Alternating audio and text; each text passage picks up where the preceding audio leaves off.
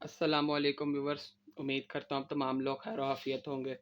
मैंने आप लोगों को पिछली दफ़ा इंग्लिश की पेपर प्रेजेंटेशन के मतलब कुछ चीज़ें बताई थी और प्रेजेंटेशन की इम्पोर्टेंस भी बताई थी कि प्रेजेंटेशन कितनी इम्पोर्टेंट है पेपर पॉइंट ऑफ व्यू से। अगर पेपर में प्रेजेंटेशन की बात की जाए तो जैसे याद करना बहुत ज़रूरी चीज़ है, उसी तरह पेपर में प्रेजेंटेशन भी बहुत आला चीज़ है। मैंने आप लोगों को पिछली दफ़ा पिछली 2 वीडियोज़ में एक में प्रेजेंटेशन सिखाई, जो ये वाली थी। आप लोगों को बताया ये कैसे लिखते हैं, ये वो वाला स्टाइल जो मैं खुद अडॉप्ट करता हूँ। दूसरी बात मैंने आप लोगों को पेपर में वो चीज़ बताई कि हम इंग्लिश के जो 26 अल्फ़ाबेट्स हैं ABCDEF वो किस तरह लिख सकते हैं। साथ ही साथ मैंने आप लोगों को ये भी बताया था कि जो इंग्लिश की प्रेजेंटेशन है उसका एक तरीका ये है और दूसरा तरीका उसका ये है कि हम तमाम अल्फ़ाबेट्स को छोटा लिखें। जैसे अब हमने बाकी सब छोटा लिखे लेकिन इनका फर्स्ट वर्ड हमने सबका कैपिटल किया है, जिसकी वजह से हमारी 8 लाइन्स कंज्यूम हो गई हैं। ठीक है। दूसरा तरीका मैंने आपको ये बताया था कि हम छोटे बड़े की जगह तमाम अल्फ़ाबेट्स को बड़ा लिखें। ठीक है। फिर ये भी इसके 3 तरीके हैं जो बोल्ड राइटिंग में। ठीक है। फिर इसके कर्सिव राइटिंग में बहुत से तरीके हैं। इसी तरह जैसे बोल्ड में 3 तरीके हैं जो मुझे पता है, इसी तरह कर्सिव में बहुत से तरीके होंगे इसके। आज मैं आप लोगों को वही 2 तरीके बताऊँगा कि जिसमें हम एक तो इसी हेडिंग इन्हीं हेडिंग्स को स्मॉल कैसे लिख सकते हैं, अपनी स्पेस को कैसे मैक्सिमम यूटिलाइज़ कर सकते हैं, उसको कम से कम कैसे कर सकते हैं। दूसरा आपको मैं जो अगला दूसरा तरीका है कि जिसमें हम तमाम वाले वर्ड्स को कैपिटल लिखते हैं वो भी बताऊँगा, और उसमें जो हम थोड़ी-थोड़ी सुर्खियाँ डालते हैं, थोड़ी-थोड़ी हम उसमें मॉडिफ़िकेशंस करते हैं, जिसके बायस वो मज़ीद बेहतर लगती है, मैं वो भी आप लोगों को बताने की कोशिश करूँगा। इस वीडियो में तो मैं आप लोगों को फ़िलहाल वही बता सकूँगा कि हम इसी वाली हेडिंग्स को छोटा करके कैसे लिख सकते हैं। कोशिश करूँगा कि छोटी से छोटी वीडियो बने और जल्द से जल्द मैं आपको इसके बारे में ना मुकम्मल तौर पर आगाह कर दूँ। हम अब अपना ये काम शुरू करते हैं। मैं थोड़ा-सा कैमरे को सेट कर लेता हूँ। जी, अब ये मैंने आपको पहले बताया था कि जो हमारी मार्जिन लाइन है ये हम पेपर के एक साइड पर लगाते हैं ताकि हमारे जो एरिया है वो कंज़्यूम रहे। वो एरिया हमारा ज़्यादा से ज़्यादा कंज़्यूम हो सके, वो हम उसको ज़ाया मत करें एरिया को। 2 तरफ लगा देंगे तो हमारे पास पेपर में सिर्फ़ इतनी सी जगह बच जाएगी लिखने के लिए, क्योंकि वो उधर चली गई और ये इधर चली गई। तो इसीलिए बेहतर यही होता है कि आप एक तरफ लगाएँ, और बाज़ औक़ात तो पेपर्स में लाइन लगी हुई भी आती है। अब हम अपनी हैंड राइटिंग स्टार्ट करते हैं। आप लोगों को मैंने बताया था कि ABCD में तमाम अल्फ़ाबेट्स में जो हम 605 से लिखते हैं उनमें फर्स्ट वर्ड कैपिटल आता है, और बाकी तमाम अल्फाज फर्स्ट वर्ड में जो पहली लाइन होती है, मतलब जिस वर्ड में पहली लाइन डलती है वो थिक आती है, वो इस मार्कर की थिक साइड से डालते हैं हम। ठीक है। और बाकी तमाम लाइन इसकी थिन साइड से, ये इसकी थिक साइड है और ये इसकी थिन साइड है। फिर इसी तरह मैंने आपको बताया था कि जैसे S हो गया, X हो गया, वाई हो गया, इस तरह के कुछ अल्फ़ाबेट्स हैं, जैसे जी हो गया, इस तरह के कुछ अल्फ़ाबेट्स हैं जिनमें थिन लाइन पहले आती है और थिक लाइन बाद में आती है। उसको भी हमने फोकस में रखना है। अब हम इसी प्रेजेंटेशन को दोबारा लिखते हैं स्मॉल के साथ। ये हमने सबसे पहले इसके अंदर हमने लिख दिया सब्जेक्टिव। सब्जेक्टिव का हमने इसमें लिखा एस। ये आपके सामने एस आ गया। एस मैंने किस तरह लिखा, इसके ऊपर वाली लाइन थिन है और नीचे वाली थिक है, वो मैंने आपको बताया। अगर वो समझने के लिए आपको दूसरी वीडियो देखनी पड़ेगी। इसी तरह सब्जेक्टिव का एस आ गया। फिर हमने इसका यू लिखा, यू की पहली लाइन थिक डाली, यू की पहली लाइन थिक डाली, और जो अगली लाइन आएगी वो थिन आएगी। ये फिर आएगा सब्जेक्टिव का बी। बी की पहली लाइन थिक और बाद वाली दोनों लाइंस थिन। जो उसके सी शेप बनेंगे वो थिन, और जो उसकी फर्स्ट लाइन है वो थिक। सब अब हमने जे लिखना है। जे की भी बॉडी लाइन थिक, उसका जो एंड वाला सिरा है वो पतला, और जो उसके ऊपर उसका हेड आएगा वो भी थिन, यानी कि बारीक। ये हमने जे का हेड डाल दिया। ये हमने इस टाइम लिखा SUBJ। अब आगे ई लिखते हैं। ई और एफ को लिखना बहुत आसान है। ये ई की जो पहली लाइन आएगी बेस लाइन वो थिक आएगी, और बाद वाली इसकी तीनों लाइन थिन आएंगी। ये देखें, थिन थिन थिन। अब हम आगे सी लिखेंगे। सी में भी बिल्कुल इसी तरह हमने ये लिखा। सी के जो आखिर वाले दोनों दंदान है वो बारीक, और जो उसकी बेस लाइन है, जो उसकी सी की जो कर्व बन रही है वो थिक। मैं पहले बताया कि जो मुझे आता है मैं उसके मुताबिक आप लोगों को बताने की कोशिश करूँगा। अगर आप लोगों को इससे बेहतर आता है तो बहुत अच्छी बात है। ये सिर्फ उनके लिए जो मेरे जैसे बिगिनर्स हैं, जिन्होंने अभी इसको सीखना स्टार्ट किया, सिर्फ ही उनके लिए है। अब हमने सी लिख लिया। अब हम आगे टी लिखेंगे। टी की भी फर्स्ट लाइन कैपिटल और सेंटर वाली लाइन थिन। फिर आई, आई की सेंटर वाली लाइन थिक, और जो उसके ऊपर दो हेड्स आएंगे वो थिन। अब आगे वी आएगा। वी की भी जो पहली लाइन आएगी वो थिक और जो उसकी बाद वाली लाइन आएगी वो थिन। अब ये थिक और थिन डालनी कैसे है मैंने पिछली वीडियो में बताया, वो आप जाके वो देख सकते हैं। अब आगे ई आएगा, ई की फिर उसी तरह पहली लाइन थिक और बाद वाली तीनों लाइंस थिन। ये हमारे पास लिखा गया सब्जेक्टिव। अब आ गया टाइप लिखेंगे। टी का पहला बॉडी लाइन का थिक और हेड थिन। थिन वाई का भी पहली लाइन थिन और बाद वाली लाइन थिक। देखा एक्सेप्शन आ गई, पहली लाइन थिन आई और बाद वाली लाइन थिक आई। इसी तरह पी लिखेंगे, पी की भी वही पहली वाली लाइन थिक और बाद वाला उसका जो कर्व आएगी वो थिन। फिर ई की भी बॉडी लाइन थिक और बाद वाली लाइन थिन। ये इस तरह ही हमारा लिखा गया सब्जेक्टिव टाइप। ठीक हो गया। अब हमने सब्जेक्टिव टाइप लिख लिया, अब हम लिखेंगे सेक्शन। पेपर में जो बोर्ड का पेपर आता है उसके दो सेक्शंस होते हैं, सेक्शन ए, सेक्शन ए भी, या आप ये करने सेक्शन 1 2। ठीक हो गया। अब हम सब्जेक्टिव टाइप के बाद लिखेंगे सेक्शन। सब्जेक्टिव टाइप के मुकाबले में क्योंकि सेक्शन थोड़ा छोटा था, कुछ बच्चे करते हैं उसको सेक्शन को यहीं से स्टार्ट करते हैं, जिसकी वजह से सेक्शन यहाँ खत्म हो जाता है। फिर इस तरह वो क्वेश्चन 2 भी यहीं से स्टार्ट कर लेते हैं और शॉर्ट क्वेश्चन भी बिल्कुल यहाँ से स्टार्ट करते हैं, तो वो यहाँ पे खत्म होता है, यहाँ खत्म होता है, यहाँ खत्म होता है, जिसकी वजह से बेतरतीबी आ जाती है। आप कोशिश करें कि आपकी जितनी भी हेडिंग्स हैं, जो मेन हेडिंग है वो सेंट्रलाइज हैं। ठीक है। अब हमने सब्जेक्टिव टाइप लिख लिया, मैं सेक्शन लिखता हूँ। सेक्शन का बिल्कुल उसी तरह एस का ऊपर वाला जो लाइन आएगी वो थिक थिन और नीचे वाली उसकी बॉडी लाइन थिक।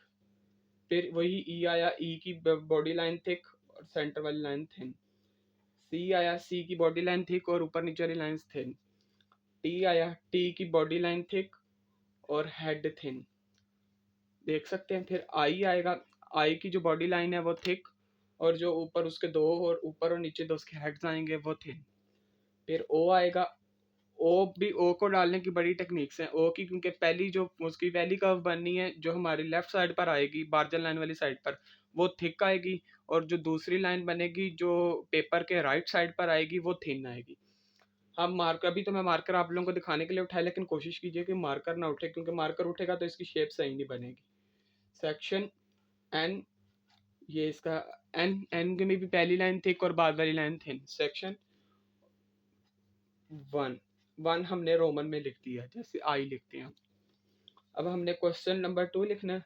क्वेश्चन पूरा लिखने की ज़रूरत नहीं है, आप खाली क्यों लिखें और साथ मैथमेटिकली 2 डाल दें। यहाँ तक बात क्लियर हुई। अब दोबारा हम लिखेंगे short answers. Question 2 short answer, short answer भी बिल्कुल उसी तरह। एस आप लोगों को बार बार एक्सप्लेन करने की ज़रूरत नहीं, पहले 2 दफ़ा बता दिया कैसे लिखना है। एस आ गया। फिर एज, एज पहले नहीं बताया वो मैं बता देता हूँ। एज की पहली बॉडी लाइन थिक और बाद वाली दोनों लाइंस थिन आएंगी। उसके बाद ओ, ओ को आप देखिएगा मैं बगैर उठाए मार्कर को लिख लूँगा। ये ओ आया, पहली लाइन थिक और बाद वाली थिन। फिर आर आएगा, आर की पहली लाइन थिक और बाद वाली दोनों लाइंस थिन।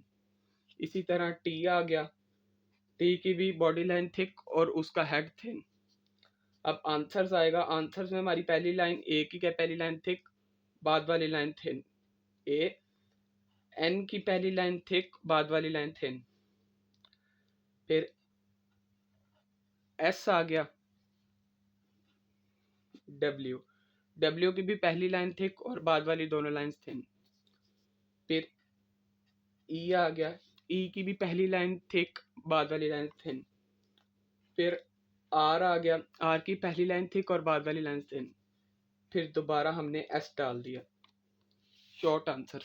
अब हम ये मैंने क्योंकि काट काट के भी मैं आप लोग को समझाने के लिए लिखा है, इसलिए इसका पैटर्न नहीं बन रहा है, ये ऊंची नीची है, लेकिन फिर भी मैं इसके ऊपर मार्जिन लाइन लगाकर आप लोगों को इसकी थोड़ी सी खूबसूरती दिखाऊंगा। ठीक है। फिर ये जो नीचे स्पेस बची है मैं इसका, मैं इसमें यही वाली हेडिंग मैं इस पर दोबारा लिखकर आप लोगों को बता दूंगा कि ये कितनी अच्छी से अच्छी हो सकती है। ठीक है। एक मिनट मैं इसके ऊपर मार्जिन लाइन लगा लूँ ज़रा।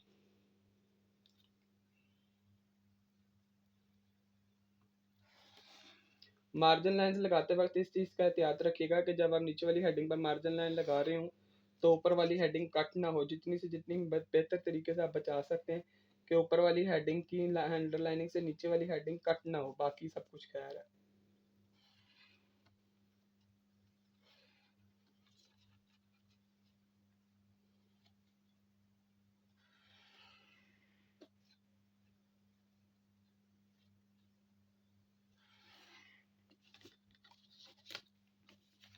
ये जी हमारे पास हेडिंग आ गई, ठीक है। ये क्योंकि मैंने बार बार काट कर लिखी है आप लोगों को समझाने के लिए, आप लोगों को वर्ड्स थोड़े से रिवाइज करवाने के लिए, इसलिए ये कटी है। अब मैं आप लोगों के सामने कैमरे को ऑन रखते हुए इसको एक दफ़ा दोबारा लिखूंगा, और मैं बगैर फ्लो के साथ लिखूंगा, बगैर अटके हुए, बगैर बार बार मार्कर को रोके। तो आप देखिएगा कि कितनी अच्छी बनेगी। थोड़ा सा शायद एंगल ख़राब हो जाए क्योंकि कैमरा और मैं एक दूसरे के 90 डिग्री पर हैं, तो इसलिए मुझे थोड़ा सा इसको रोटेट करना पड़ेगा ताकि मैं इसको ईजिली लिख सकूँ। मैं आप लोगों को लिख के दिखाता हूँ, आप लोगों को शायद विजन में थोड़ा प्रॉब्लम हो क्योंकि मेरा हाथ आ जाएगा जो मैं लिख रहा हूँ। जैसे यहाँ पर लिखें, ये देखें, मैं ऐसे लिखूंगा तो सारा क्लियर उस तरफ चला जाएगा। मैं पहले कोशिश करूंगा कि पहले मैं लिख लूँ और फिर मैं आप लोगों को बताऊँ। अब मैं इसको लिखता हूँ पहले।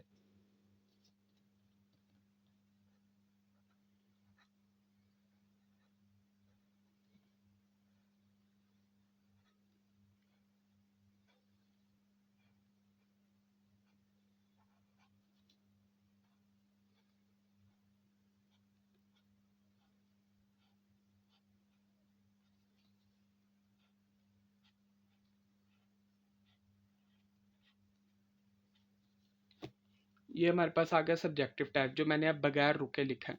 इसमें ये जो मैंने आप देख रहे होंगे, जो लाइन है और जो अल्फ़ाबेट्स हैं उनके दरमियान छोटा सा माइनर सा फासला है मिलीमीटर्स के अंदर। वो फासला मैंने इसलिए छोड़ा ताकि जैसे यहाँ पर ये वर्ड्स ऊपर नीचे होने की वजह से वर्ड्स कट गए हैं, वैसे वर्ड्स कटने नहीं चाहिए, क्योंकि आप वर्ड्स काट देंगे तो उसका मतलब आपने हेडिंग को ही काट दिया। अब मैं इसको कंप्लीट करता हूँ।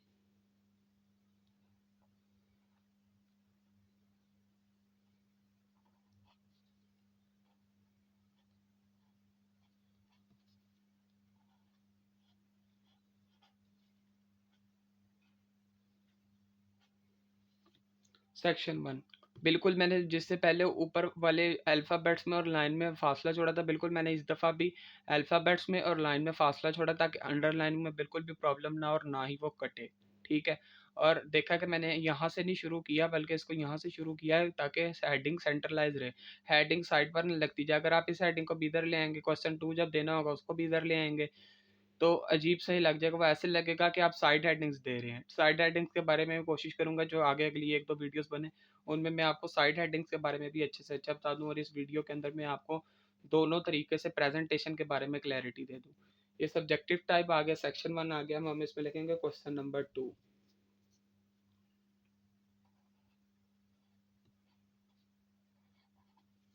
हमने क्वेश्चन नंबर 2 डाल दिया। अब हम लिखेंगे शॉर्ट आंसर्स।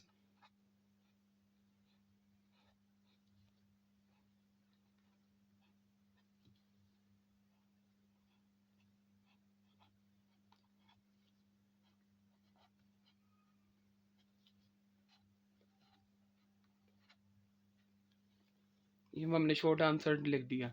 शॉर्ट आंसर में भी बिल्कुल उसी तरह वो हमने लाइन में और अल्फ़ाबेट्स के दरमियान फासला छोड़ा है ताकि जो हमारे अल्फ़ाबेट्स हैं वो ज़्यादा से ज़्यादा हम अच्छे तरीके से उनको लिख सकें। अब हम इसके ऊपर अंडरलाइनिंग करते हैं। मैं आपको बताऊंगा कि अंडरलाइनिंग करने से और ये फासला छोड़ने से अंडरलाइनिंग में कितने गुना बेहतरी आती है।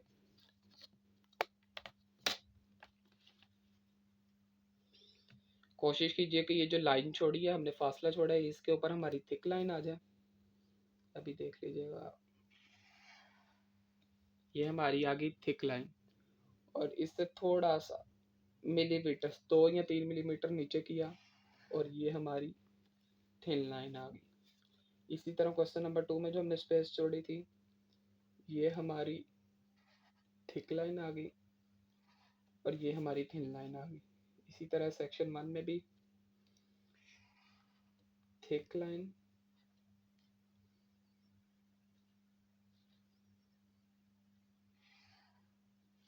Thin line, thick line,